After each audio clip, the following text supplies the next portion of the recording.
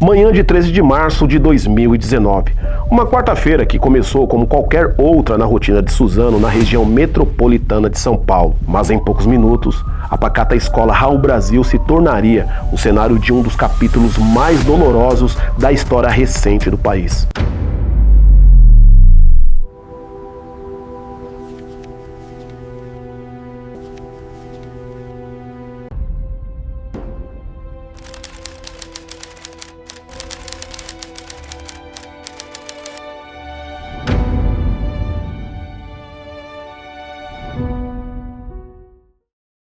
Olá, sejam bem-vindos ao primeiro episódio de Arquivos do Alto Tietê, uma série de vídeos que relembra casos de grande repercussão que ocorreram na região. O caso que vamos analisar hoje chocou o Brasil e acendeu um alerta definitivo sobre a segurança nas nossas escolas e o submundo da internet. 2 ex-alunos armados invadiram a instituição onde estudaram, deixando um rastro de tragédia. Mas o que motivou esse ataque? Como ele foi planejado em fóruns obscuros da Deep Web? E como o heroísmo de funcionários evitou uma tragédia ainda maior? Vamos aos fatos. O plano começou a ser executado fora da escola. Por volta das 9h30 da manhã, Guilherme Taut Monteiro, de 17 anos, e Luiz Henrique de Castro, de 25, foram até uma locadora de veículos próxima. Lá, Guilherme atirou e matou o próprio tio, dono do comércio. Era o sinal de que o plano cruel havia começado.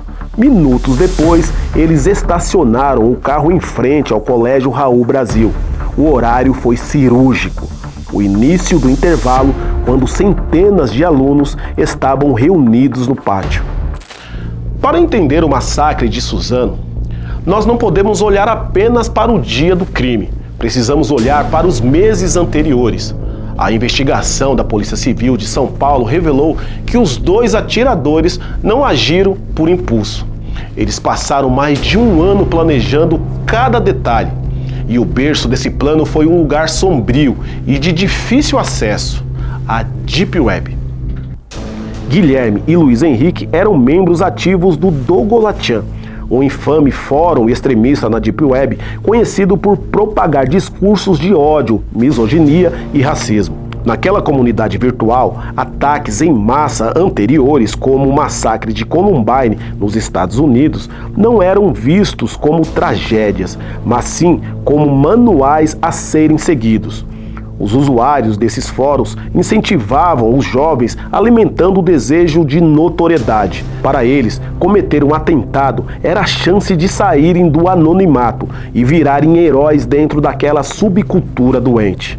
A polícia descobriu que os atiradores chegaram a postar mensagens de agradecimento aos administradores do fórum antes de saírem para o ataque.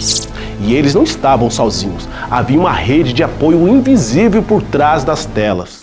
As investigações apontaram a participação de um terceiro jovem, um menor de idade e também ex-aluno da escola. Ele foi identificado como um mentor intelectual do plano ao lado de Guilherme. Embora não tenha participado fisicamente da execução no dia 13 de março, ele ajudou a planejar o ataque, a escolher os armamentos e foi apreendido pela justiça pouco tempo depois. O arsenal que os criminosos carregavam misturava armas modernas e medievais. Eles estavam com um revólver calibre 38, carregadores rápidos, uma besta com flechas, coquetéis Molotov e uma machadinha presa na cintura. Eles também carregavam luvas pretas e máscaras de caveira, um símbolo visual que infelizmente passou a ser copiado por outros criminosos nos anos seguintes. Às 9h42, Guilherme entra na escola. Sem dizer uma palavra, ele saca a arma e atira contra a coordenadora pedagógica Marilena Umezu e a inspetora Eliana Xavier, que tentaram entender o que estava acontecendo. Ambas morreram no local. Em seguida, ele avança em direção ao pátio e começa a disparar contra os estudantes que lanchavam. Segundos depois, Luiz Henrique entra no prédio portando a machadinha e a besta, golpeando os alunos feridos e os que tentavam escapar pelo portão principal.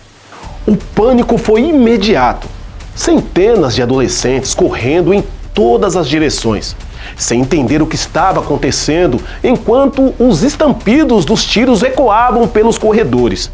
Foi no meio desse cenário de puro terror que surgiram atos de bravura que salvaram dezenas de vidas. O refeitório e a cozinha ficavam colados ao pátio. Ao ouvir os gritos e os primeiros disparos, a merendeira Silmara Cristina Silva de Moraes agiu por puro instinto de proteção. Ela e suas colegas abriram a porta de serviço da cozinha e começaram a puxar o maior número possível de estudantes para dentro.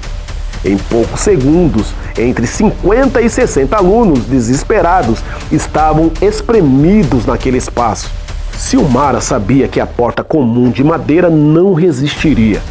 Com a ajuda dos próprios estudantes, ela arrastou um pesado freezer industrial e uma mesa de inox para bloquear o acesso.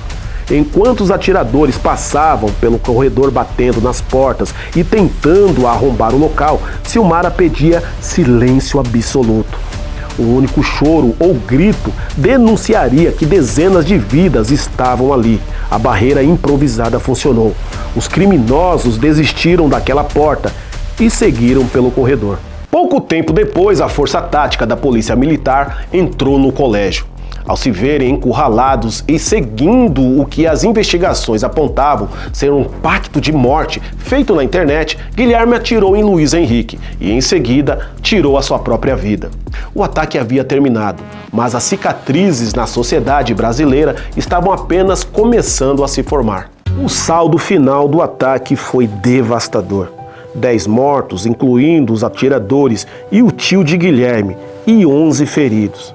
O Brasil parou para chorar as vítimas de Suzano, mas o luto logo deu lugar a um debate nacional urgente.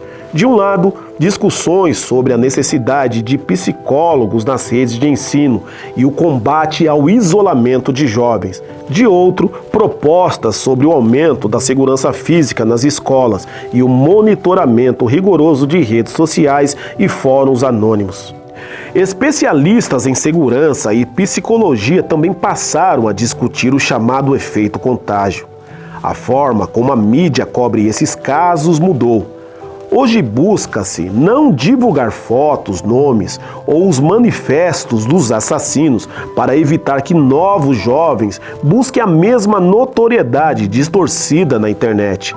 O foco deve ser sempre o apoio às vítimas e a prevenção. O massacre da escola Raul Brasil nos mostrou a face mais sombria da radicalização digital e do isolamento social, mas também nos lembrou através de gestos como o da merendeira Silmara e de tantos outros professores que o cuidado mútuo e a atenção aos sinais que nossos jovens emitem são as nossas armas mais poderosas. Que a memória das vítimas de Suzano seja sempre honrada com ações que tornem as nossas escolas espaços de paz e acolhimento.